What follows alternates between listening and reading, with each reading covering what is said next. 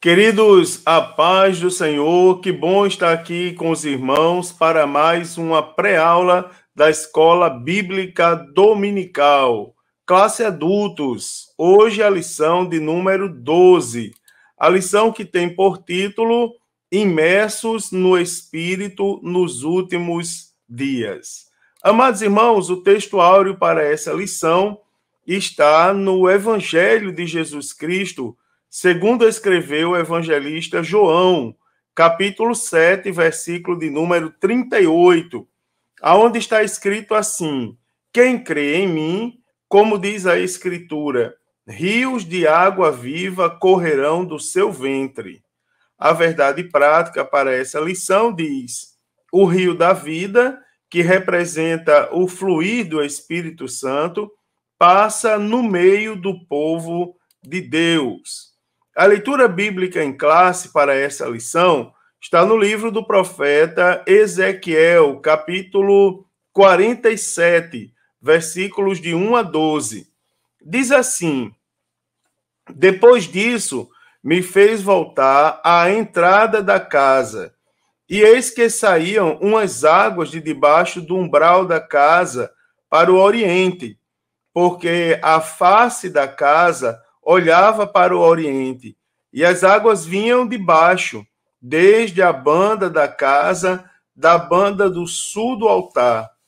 E ele me tirou pelo caminho da porta do norte, e me fez dar uma volta pelo caminho de fora, até a porta exterior, pelo caminho que olha para o oriente. E eis que corriam umas águas desde a banda direita. Saiu aquele homem para o oriente, tendo na mão um cordel de medir.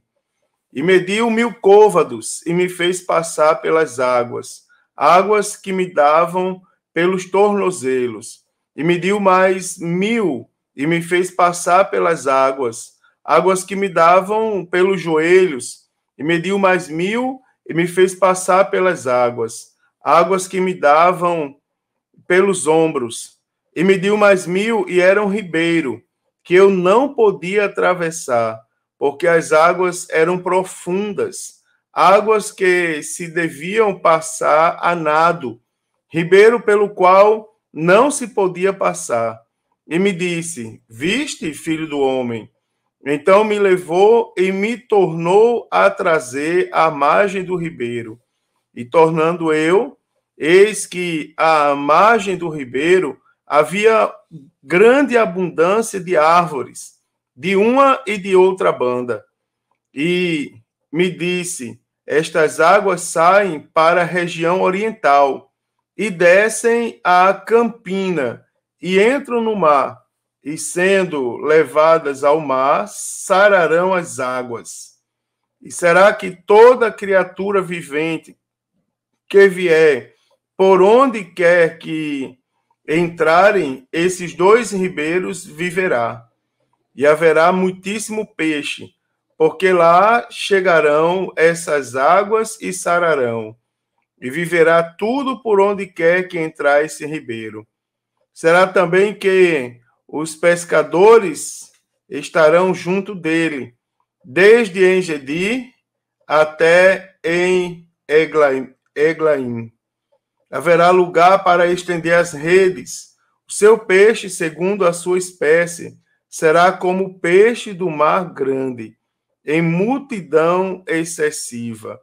Mas os seus charcos e os seus lamaceiros não sararão, serão deixados para sal. E junto do ribeiro, à sua margem, de uma e de outra banda, subirá toda sorte de árvore que dá fruto para se comer, não cairá a sua folha, nem perecerá o seu fruto. Nos seus meses produzirá novos frutos, porque as suas águas saem do santuário, e o seu fruto servirá de alimento, e a sua folha de remédio. Amados irmãos, os objetivos dessa lição são expor o aspecto escatológico do capítulo 47 do livro do profeta Ezequiel, apontar a implicação pneumatológica da profecia e descreveu o contexto geológico do Vale do Mar Morto. Queridos, uma das imagens que nós podemos citar como das mais bonitas do livro do profeta Ezequiel é as águas do templo sendo levadas ao Mar Morto e sarando as águas. Você imagine esse grande acontecimento quando ele se tornar realidade, não é? E você imagina como nós vamos sentir o cumprimento das Escrituras. É uma das imagens mais belas, com certeza, e é uma belíssima imagem, por que não dizer, não é, irmãos, do que o Espírito Santo, por exemplo, faz na vida do ser humano hoje. Ele pega um mar que não tem vida, ele derrama, ele reveste essa pessoa e aquela pessoa passa a ser, não é, irmãos, um mar de vida, um mar que produz frutos, aonde nós podemos colher e, por que não dizer, de forma abundante os frutos. Queridos, nessa primeira parte do capítulo 47 do livro do profeta Ezequiel, ela é, de fato, a continuação da visão do templo lá de Ezequiel 40, conforme foi estudado na semana passada. A primeira parte, não é, dos versículos 1 ao versículo 6, se concentra nas águas que fluem de debaixo do umbral do templo, e à medida que essas águas sanadoras vão fertilizando as áreas estéreis do Mar Morto, segue aumentando o seu volume até tornar um rio caudaloso, né? A segunda parte, que vai dos versículos 7 ao versículo de número 12, descreve o efeito milagroso que essas águas elas causam, de forma a trazer vida ao Mar Morto, não é? E também a toda a região do Arabá. Então, essa lição, ela foca o aspecto escatológico da visão, não é, do profeta Ezequiel, mostra a implicação pneumatológica da profecia e o contexto também geológico do Vale do Mar Morto. Nessa lição, uma lição cheia de simbologia, tá certo? E uma lição de extrema importância para a nossa vida.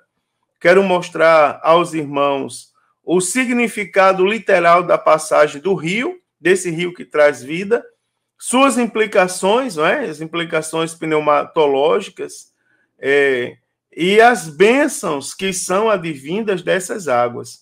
E também quero falar com os irmãos sobre a restauração plena, né? Não apenas da terra, tá certo? Mas antes de toda a criação. Então, uma lição extremamente importante para a nossa vida de fé e cheia de detalhes interessantíssimos para nós estudarmos essa semana. Primeiro, vamos começar, queridos, com a definição do termo imerso. Então, segundo o dicionário, essa palavra provém do latim e tem por significado imersão, ou seja, mergulho. Imerso é imersão, não é? Ou seja, um mergulho completo. É o ato de imergir ou de imergir-se, né? De emergência ou submersão. Então, por fim, também é o ato ou resultado do processo de mergulhar alguma coisa em algum líquido. Então, é o que nós temos, literalmente, sobre o termo imerso.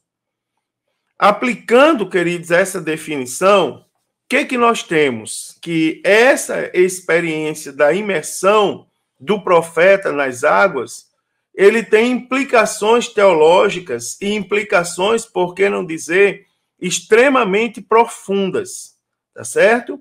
Então, ao longo dos séculos, os cristãos, né, de todos os ramos, digamos assim, do cristianismo, do cristianismo, eles reconhecem a estreita ligação teológica das águas com o Espírito Santo.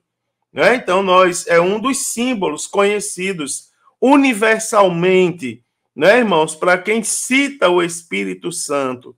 Então, o profeta Ezequiel, quando ele é imerso nessas águas, ele pode perfeitamente ser comparado a um crente cheio do Espírito Santo, uma vez que a água é um dos símbolos do Espírito Santo. Né? E nenhum livro do Antigo Testamento revela a identidade, os atributos e as obras do Espírito Santo como o profeta Ezequiel.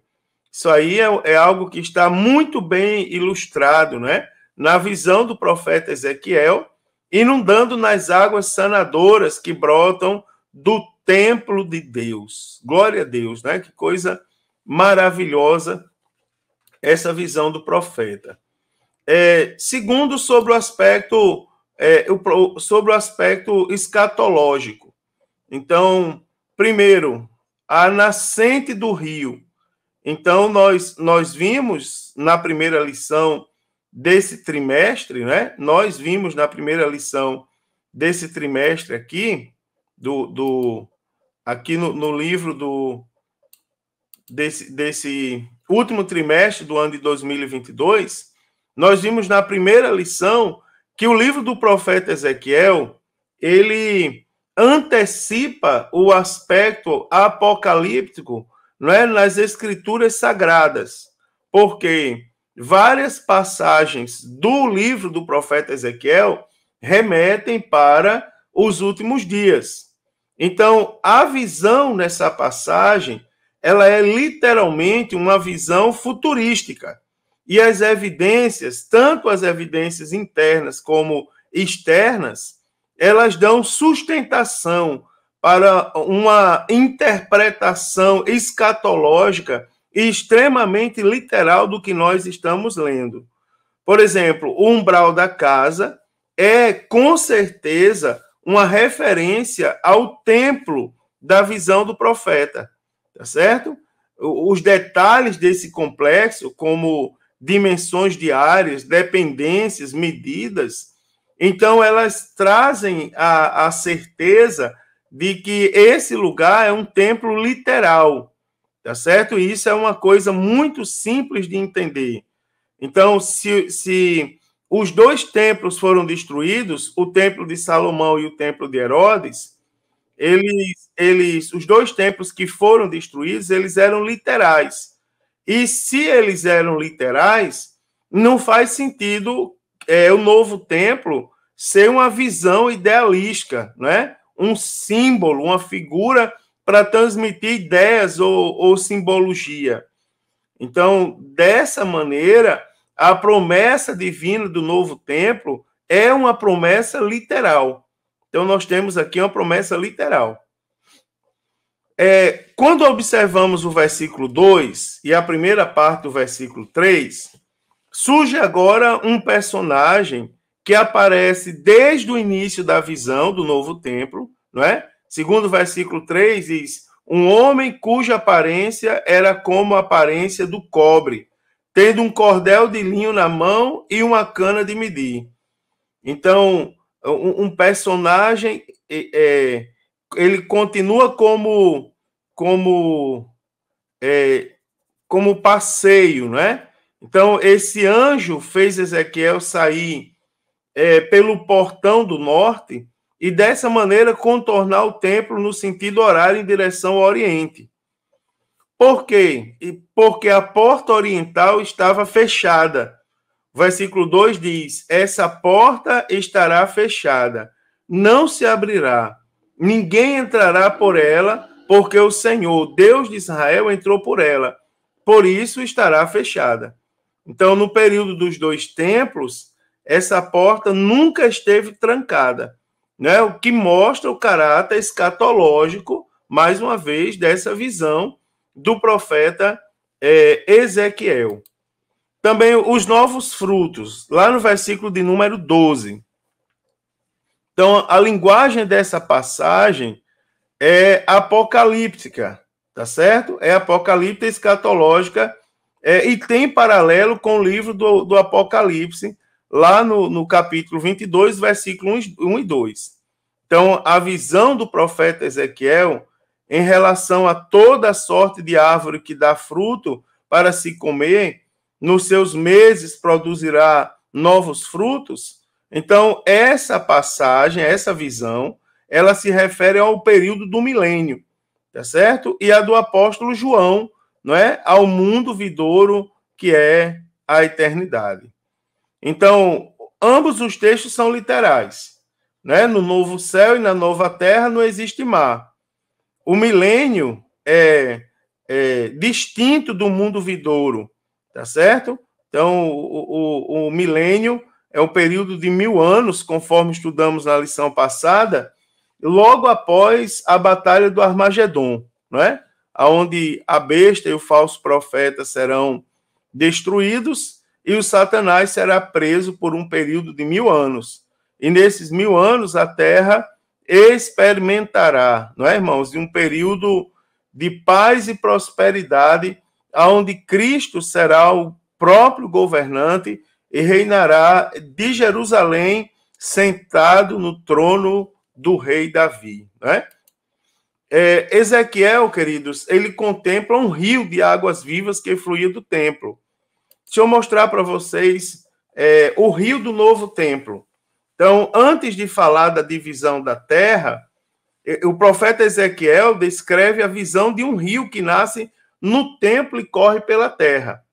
Então, esse rio é um rio maravilhoso, porque ele traz cura e traz purificação a uma terra que havia testemunhado grande perversidade, a ponto de não poder mais suportar sua contaminação e vomitar o povo para o exílio. Então, algumas colocações sobre esse rio, da visão do profeta Ezequiel. Primeiro, o rio que tem o seu nascedouro no novo templo. Então, depois do profeta Ezequiel ver, lá no capítulo 46, as cozinhas do templo, o profeta, ele reparou num pouco d'água que saía do Santo dos Santos e que passava pelo lado sul do altar. Não é? Ezequiel 47 diz, e eis que saíam umas águas de debaixo do umbral da casa para o oriente. Então, o guia conduziu o profeta agora para a porta norte, né? Para a porta que estava fechada. E ao redor do templo até a porta oriental, onde viu a água saindo de debaixo do templo, né? No lado sul da porta. Então, o guia também vai lá medir a profundidade da água 4 vezes. E o rio tornou-se tão profundo que já não era mais possível nem nadar nele. Então, Ezequiel descobriu que o rio corria para o Mar Morto, onde dava nova vida àquela área abandonada, né? Digamos assim, aquela área que não tinha vida. Segunda colocação, era um rio que produz vida por onde passa. Ezequiel 47, 9, ele diz, todos os seres vivos que povoam os lugares por onde este rio passar terão vida. E haverá muitíssimo peixe, porque essas águas chegaram lá. Então, as águas do Mar Morto se tornarão saudáveis e tudo viverá por onde quer que passe, que esse rio passe. Então, a água do templo, ela tornaria saudável o Mar Morto, não é? Bem como os rios, fazendo o que multiplicar as criaturas aquáticas por onde ela passasse. Então, as árvores às margens do rio proveriam alimento todos os meses, porque ali volta a ter vida, né? Aquelas águas voltam a ter vida. Então, as águas proviam alimento todos os meses e as folhas seriam usadas para fins medicinais. Então, a vida vem do templo de Deus e não de um palácio, né, irmãos? Ou de um edifício do governo. Isso aqui é muito interessante. A vida, segundo a visão do profeta Ezequiel, ela provém direto do templo de Deus. Então, o rio Mais uma colocação é que o rio ele estava localizado em Jerusalém. Então, Jerusalém, ela se destaca, né, por ser a única cidade importante da antiguidade. Jerusalém, queridos, não fica à beira de um rio, né? E no Oriente, um suprimento um suprimento confiável de água é essencial para a vida e para a defesa do povo. Então, na era do reino, Jerusalém terá um rio, né, como nenhuma outra nação já teve. Mas se trata de um rio literal ou simplesmente um símbolo sagrado, né, do poder vivificador do Senhor? Segundo o autor da lição, segundo o comentarista, segundo os teólogos da área, eles respondem essa pergunta com talvez, citando o profeta Ezequiel, Joel e o profeta Zacarias, e que falam desse rio como algo literal, de modo que ele tanto ilustra como realiza a obra vivificadora de Deus. Né? Zacarias diz, naquele dia também acontecerá que correrão de Jerusalém águas vivas, metade delas para o mar oriental e metade delas até o mar ocidental. Então, no estio e no inverno sucederá isso. Então, algo literal, de modo que ele ilustra, né? Tanto ilustra como realiza. Então, ele tanto simboliza a vida, como ele, a obra vivificadora, digamos, de Deus, tanto ele simboliza como ele realiza a obra vivificadora de Deus. Jesus, ele considera esse rio, irmãos, como símbolo do Espírito Santo. Lá no Evangelho segundo escreveu João, capítulo de número 7 e versículos de número 37 ao 39, está escrito assim, e no último dia, o grande dia da festa, Jesus pôs-se em pé e clamou, dizendo, se alguém tem sede, que venha a mim e beba.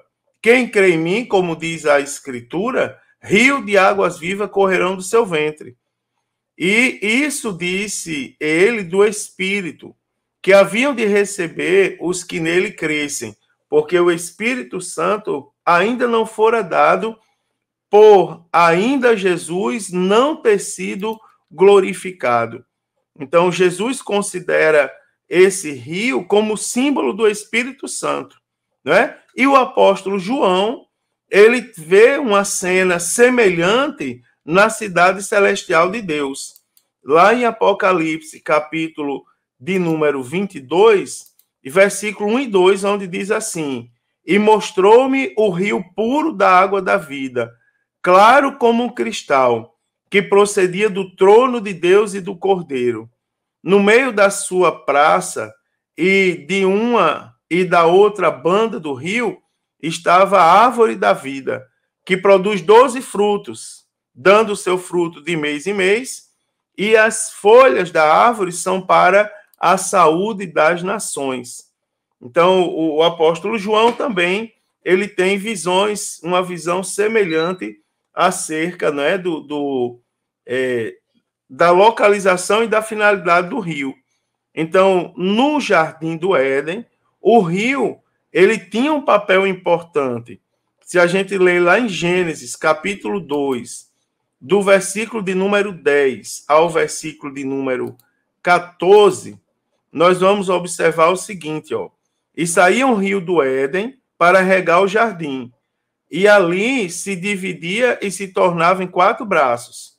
O nome do primeiro é Pison, e este é o que rodeia toda a terra de Avilá, onde há outro. E o outro dessa terra é Bom. E ali há o bdélio e a pedra sardônica. E o nome do segundo rio é Gion. Este é o que rodeia toda a terra de Cush. E o nome do terceiro rio é Idequel. Este é o que vai para a banda do oriente da Síria. E o quarto rio é o rio Eufrates, né? Então, nós temos aí uma importância significativa dos rios lá no período do Éden. quanto à experiência do profeta Ezequiel no rio de águas vivas. Então, o texto diz que o anjo mediu 1000 côvados. Então, a medida de 1000 côvados equivale a aproximadamente 500 metros, não é? Ou meio quilômetro. Então, isso nos mostra a todos nós, que nós devemos prosseguir na comunhão por etapas. Eu quero mostrar aos irmãos algumas coisas. Primeiro, as águas na altura dos artérios. Então, o ato de molhar os artérios ou pés, né, nos atos da santificação. Então, quando nós lemos o Antigo Testamento, os sacerdotes, eles deveriam lavar os pés na pia de cobre, né? Porque só assim eles tinham condições de entrar no tabernáculo. Então, essa pia de cobre, ela nos lembra a dupla função da palavra. A palavra, como espelho, ela nos mostra os erros do homem, mas como água, ela é instrumento do Espírito Santo para nos santificar. Então, nas Escrituras Sagradas, nós encontramos várias exortações bíblicas quanto ao nosso andar, tá certo? E são passagens muito interessantes, as referências estão aqui, os irmãos podem conferir todas elas, que são muito interessantes. Agora, as águas na altura dos joelhos. Então, duas verdades nós podemos aprender aqui com o profeta Ezequiel, tá certo? Quando se encontrava nesse estágio do rio. As duas verdades são, primeiro, vivendo sob o controle do Espírito Santo. Segundo, experimentando uma vida de oração. Então, na primeira verdade, vivendo sob o controle do Espírito Santo, nós temos a experiência de ter águas na altura dos joelhos, não é? Por ser comparada à regeneração. Então, com água nessa medida do corpo, o profeta Ezequiel, ele não conseguia andar com facilidade, porque as águas, elas exerciam indiscutivelmente forças nas suas pernas, não é? Então, do mesmo modo, quando nós nos aprofundamos na comunhão com o Espírito Santo, a nossa natureza, ela passa a ser controlada pelo Espírito Santo. Agora, a primeira é essa, viver sob o controle do Espírito Santo. E a segunda, não é, experimentando uma vida de oração. Então, nós temos as águas na altura dos joelhos, ela nos ensina que Deus quer nos conduzir a uma vida permanente de oração, não é? Porque só dessa maneira, querido, nós podemos viver e crescer, digamos, na comunhão, não é? A base de todo relacionamento é o diálogo. Então, orar, não é, irmãos, é dialogar com Deus. Quando eu estou ensinando os novos convertidos em relação a conhecer Deus, eu digo para eles que a leitura da palavra de Deus é indiscutivelmente a maneira primária de você conhecer Deus. Através das Escrituras, nós sabemos o que o nosso Deus é capaz. Agora, através da oração, nós contraímos comunhão com Deus. É assim, ó, você imagina que as pessoas me conheçam. Elas me conhecem, elas sabem quem eu sou, elas sabem em que eu sou formado, o que eu fiz e o que eu faço da minha vida, mas elas só vão ter uma comunhão plena comigo, elas sabem o que eu sou capaz de fazer. Agora, elas só vão saber se eu faço quando elas tiverem comunhão comigo. Eu já passei por algumas situações onde as pessoas olham para mim e dizem assim, mas que homem chato, não é? Mas quando me conhece pessoalmente, aí até algumas pessoas até já me pediram perdão quanto a isso. Ô, pastor, me perdoe, porque quando eu não conversava com o senhor, eu achava que o senhor era o homem mais chato da face da terra. Agora eu sei que é menos um pouquinho que isso, não é? Então, isso também são verdades que nós retiramos, extraímos da água na altura dos joelhos. Também a água nas alturas dos lombos. Então, a vida espiritual, queridos, ela é progressiva. Ela não é uma vida estática. Não é? A passagem bíblica, ela diz, outra vez mediu 1000. Né? Outra vez mediu. Então, é nesse nível que o Espírito Santo quer que nós chegamos, todos nós. Ou seja, há uma total rendição, não é? Tal como o vaso se rende na mão ou nas mãos do oleiro. Lembra que eu falei lá no início desse tópico que o nosso relacionamento por Deus era por etapas? Então, primeiro nós aprendemos a andar com água nos pés, é o discipulado em ação, né? Depois com água nos joelhos, depois com água na altura dos lombos. Então, nós temos que deixar o controle da nossa vida na mão de quem sabe nos dirigir. Então, as águas abundantes, elas formam um rio extenso. Aí diz a palavra de Deus, e mediu mais 1000 e era um rio, não é, irmãos? Que pode ser comparado ao Espírito Santo. Então, a experiência de nadar no rio fala-nos das poderosas manifestações de Deus na nossa vida, como, por exemplo, o batismo no Espírito Santo. Quem já experimentou o batismo no Espírito Santo, você sente uma expressa alegria, é aquele transbordar, não é, irmãos? Então, nós devemos entender que, alcançado o revestimento de poder, então constitui-se apenas o início do clímax da vida cristã, não é? Então, Deus quer que busquemos com zelo outros dons. Então, depois da água nos lombos, eu posso relatar, reforçar aos irmãos que a água é um dos símbolos do Espírito Santo. Então, o poder do Espírito Santo opera no meio do reino espiritual, o que a água faz no meio material. Então, a água, ela purifica, ela refresca, ela sacia a sede, ela torna frutífero o estéril, não é? Ela purifica o que está sujo e restaura a limpeza. Então, é um símbolo adequado da graça divina, não é? Que não somente purifica a alma, mas também lhe acrescenta beleza divina.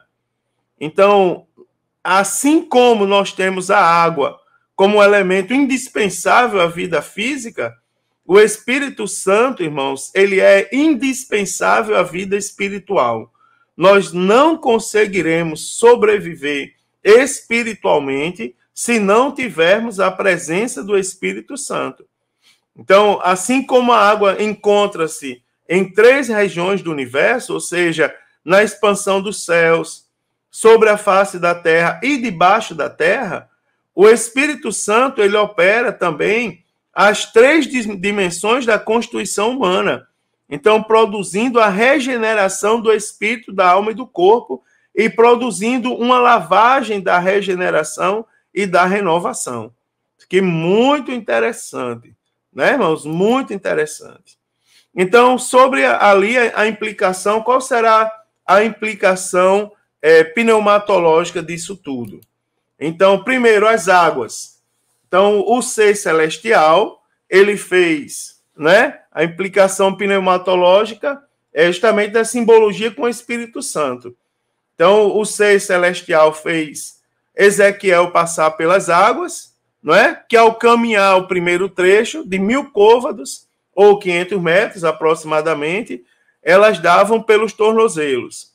Então, 500 metros mais adiante, as águas chegam aos joelhos. E depois, mais 500 metros já estão nos lombos. 500 metros mais além, as águas já haviam se tornado num ribeiro e o profeta agora tinha que nadar. Então, ele atravessou o ribeiro, nadando, mas depois o ser celestial trouxe o profeta de volta para a margem do ribeiro. Então, qual é o propósito disso, não é? Disso tudo? Então, era necessário que o profeta Ezequiel ele visse a extensão e a profundidade do ribeiro para reconhecer a fonte de todos esses milagres. Então, essa experiência da imersão do profeta nas águas, elas têm profundas, né, irmãos, implicações teológicas. né, profundas, que eu poderia ficar o tempo inteiro aqui falando sobre elas para vocês. O Espírito Santo. Então, a imersão do profeta Ezequiel nas águas, ela é comparada a um crente cheio do Espírito Santo, indiscutivelmente. Porque a água é um dos símbolos do Espírito Santo. Então, os símbolos do Espírito Santo, eles são reflexos das suas múltiplas operações. Então, nós digamos que nós elegemos símbolos, não é? Para nós compreendermos as múltiplas operações do Espírito Santo. O próprio Jesus, ele se refere ao Espírito Santo quando ele fala sobre... ele se refere ao Espírito, né? Quando ele fala sobre o Espírito Santo, lá no discurso de João, em João 7, do 37 ao 39. Então, o Espírito Santo ele é ilustrado como água, porque, assim como a água é indispensável à vida, não é, de qualquer ser humano, da mesma forma o Espírito Santo ele é indispensável à vida do crente. Nenhum crente consegue viver sem o Espírito Santo. Né? Isso aqui nos faz refletir, irmãos, por quê? Porque nós devemos prosseguir por caminhos que nos leve à presença do Espírito Santo. Né? Sabendo disso, nós temos que prosseguir por caminhos que nos conduzam, de fato, ao Espírito Santo. A água refresca, refrigera, não é, irmãos? E dá uma sensação de tranquilidade e bem-estar. E é isso que o Espírito Santo realiza na vida do crente. Então, nós não podemos esquecer, não é, que a fonte da água da vida é o Senhor Jesus. Tá certo? Jesus Cristo é a fonte da água da vida. Então, o Espírito Santo, que nós já sabemos, né? Que o Espírito Santo é a terceira pessoa da Trindade. Mas devemos lembrar que é uma pessoa. Tá certo? Então, como ele pode ser uma pessoa e os crentes serem cheios dele? Né? Atos 2, 39 e 4, me perdoe, nos diz lá no dia de Pentecostes, né? E todos foram cheios do Espírito Santo. Então, ser cheio do Espírito Santo é uma expressão que indica estar o cristão nos domínios do Espírito. Tá certo? Isso aqui é algo que está bem ilustrado na visão do profeta Ezequiel, né, inundado nas águas sanadoras que brotam do templo de Deus. Sobre a questão geológica, não é, irmãos, do Vale do Mar Morto. Então, primeiro nós temos a abundância de árvores. Então, o Arabá, em hebraico, é Aravá, não é, literalmente árido, mas aparece também no Antigo Testamento como planície ou deserto, tá certo? Então, é o nome de um vale que se estende pela Galileia, não é? Desde a Galileia, digamos assim, até no norte de Israel e vai até o Golfo de Acaba, não é? No sul do país, na margem do Mar Vermelho. Então, nessa região se localiza o Mar Morto. Então, parte da região era território da antiga Pentápolis, né?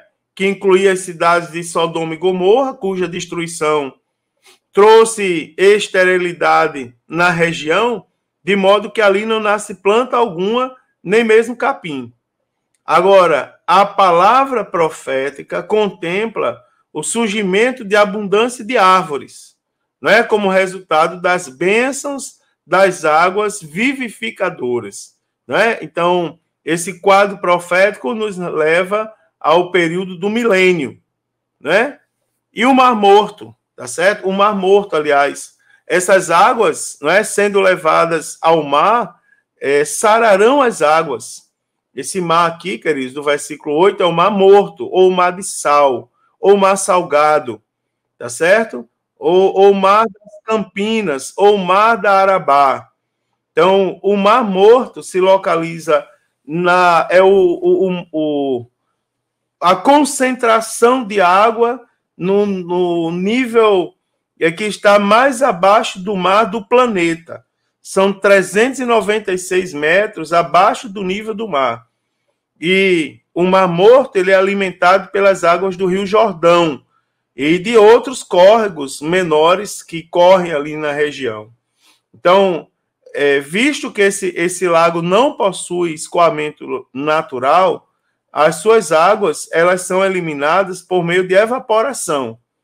Então, essas águas possuem, as águas do Mar Morto, elas possuem uma salinidade incomum, né, que desce desses riachos, fluindo através de solos salitrosos, alimentados por fontes sulfurosas. Então, não tem vida nessas águas do Mar Morto, não tem vida, porque ela contém mais de 30% da sua composição sendo de sais minerais. Ao passo que a média de salinidade, né, ou seja, da presença de sais minerais nos oceanos, nas águas dos oceanos, é o dízimo disso, ou seja, é cerca de 3%. Então, o Mar Morto ele se destaca por ser uma fonte de riquezas naturais indiscutíveis. Quanto à vida no Mar Morto, lá no versículo 9 e 10 faz menção. Então, a chegada dessas águas vivificadoras do templo, elas fazem reviver o Mar Morto. E o resultado é a grande multiplicidade de peixes, como tem no Mar Grande ou no Mar Mediterrâneo. Né, irmãos? O que isso nos faz lembrar? Isso nos lembra a criação no princípio. Né? Os pescadores em Engedi e em Eglaim lançaram suas redes para apanhar os peixes num cenário nunca visto até então na história. O que é Engedi? É um oásis, não é? Localizado na Judéia, um pequeno oásis, próximo ao Mar Morto, e ali naquele lugar, o rei Davi se acampou quando ele estava sendo perseguido pelo rei Saul. Né? Em Eglaim, é uma localidade até então desconhecida. Há quem afirme, né, que fica na outra margem do mar e seria hoje a Jordânia, né? Mas a linguagem parece indicar no sentido norte e sul e não leste-oeste. Então aqui é algo impreciso, né? E sobre os charcos lamaceiros com sal, que não será restaurada. Sobre esse ponto, lá no versículo 11, ainda tem muitas controvérsias, digamos assim, teológicas, não é? Então, como a vida não se estende além das águas da salvação que flui do templo, talvez a morte continuasse nesses buracos salinos, né? Então, a descrição do milênio no profeta Isaías indica haver pecado e morte, e em escala reduzida, não é? Nascimento e envelhecimento. Então, há quem afirme que esses charcos eles serão de grande utilidade para a economia por causa da abundância das riquezas minerais, até para o tempero, né? Como sal para os sacrifícios. Mas não há unanimidade sobre nenhum desses pensamentos quando fala aqui dos charcos lamaceiros com sal. Agora, para a gente terminar, eu quero falar um pouco sobre os resultados de uma comunhão profunda com Deus. Quais são os resultados? Então, a interpretação literal, né, da visão escatológica de Ezequiel 47, ela nos mostra que haverá uma mudança geográfica na Palestina. Né? Vai fluir a água do templo e vai chegar até o Mar Morto, e de lá vai se transformar num grande córrego. Então, o Vale do Jordão, ela é a depressão geológica na qual o Mar Morto se encontra. Né, irmãos? O maior, a concentração de água que está mais abaixo do nível do mar do mundo. Então, esse mar tem uma água tão salgada que nela não tem vida. Agora, as águas que vinham do altar desaguavam no Mar Morto e sarava o Mar Morto de modo que a vida novamente, não é, seria possível naquele lugar. Então, de forma semelhante, quando nós mergulhamos no rio do Espírito Santo, nós obtemos resultados gloriosos, como, por exemplo, a mudança. Não é? Ezequiel 47:7, o profeta, ele começa a descrever o que viu após o rio começar a fluir de forma abundante. Então, à sua margem havia uma abundância de árvores. Não é? Isto mostra que aquela água foi tirando a sequidão do caminho e trazendo grandes transformações na natureza. Então, dessa maneira, quando o Espírito é derramado sobre nossa vida, a nossa natureza dura e enrijecida também é transformada. Então, os resultados da água sobre a terra seca são comparados na Escritura como os resultados que o Espírito proporciona ao ser derramado na vida do homem. Além de mudança, traz vida, tá certo? Então, por causa da grande quantidade de sal no Mar Morto, nenhum ser vivente consegue se manter vivo lá. Então, as suas águas são paradas, não existem ondas, por isso ela é chamada de Mar Morto.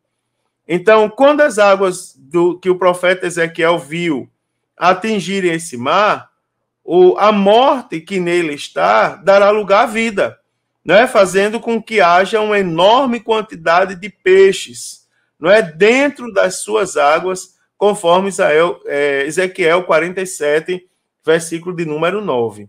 É o desejo de Deus, né, queridos? Fazer com que as águas sejam derramadas em nós, a fim de nos proporcionar verdadeiramente uma vida abundante. Então, além da mudança da vida, eu também posso citar a frutificação. Uma vez que Ezequiel 47:12, o profeta contempla árvores resistentes, com frutos saborosos, né? Que encontravam-se à margem do rio. Então, inclusive, as folhas serviriam também teria poder medicinais, né? Então, a verdadeira renovação acontece, né? Fazendo com que o caráter adâmico ele seja suplantado pelo caráter de Cristo, né, queridos? Pelo fruto do Espírito. Então, o fruto do Espírito aponta também para as obras que acompanham a salvação. Ele quer que nós sejamos produtivos. Colossenses 1:10 diz: dessa maneira, poderão viver de modo digno do Senhor, para o seu inteiro agrado, frutificando em toda boa obra e crescendo no conhecimento de Deus.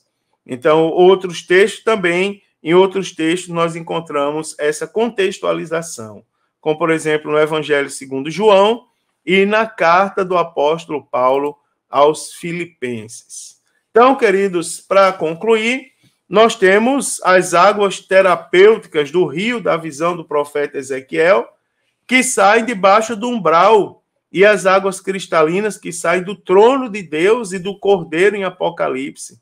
Ambas apontam para Cristo e também para o Espírito Santo. Então, é significativa a presença do rio no Éden, né, queridos? No princípio. Trazia uma importância sem igual. Então, no relato da criação e do rio da vida no mundo vindouro, o rio da visão do profeta Ezequiel fica entre eles, ou seja, entre o primeiro e o último. Então, o que nós podemos ver em tudo isso, indiscutivelmente, é a restauração futura ou a restauração escatológica da terra, além de citarmos a efusão do Espírito Santo sem medida. Então, um dia Deus restaura não apenas a nação de Israel, mas todos os povos. Seu jardim voltará a existir.